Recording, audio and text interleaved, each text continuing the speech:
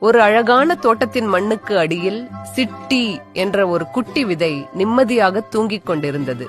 திடீரென்று மேலே இருந்து சட சட என்று சத்தம். அது மழை. மழை தண்ணீர் மண்ணுக்குள் இறங்கி சிட்டியை நனைத்தது. ஆஹா, ஜில்லுன்னு இருக்கே என்று சிட்டி குளிர்ந்து போய் எழுந்தது.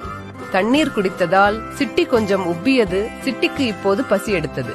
உணவு தேட தன் குட்டி கால்களை கீழே நீட்டியது.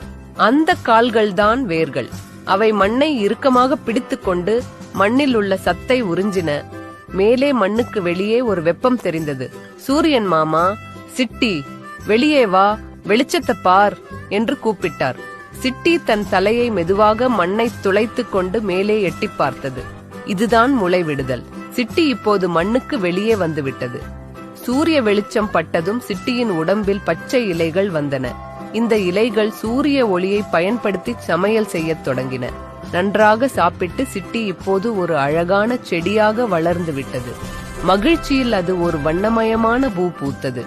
தூங்கிக் கொண்டிருந்த குட்டி விதை தண்ணீர் மற்றும் சூரியன் உதவியுடன் இப்போது ஒரு அழகான செடியாகிவிட்டது.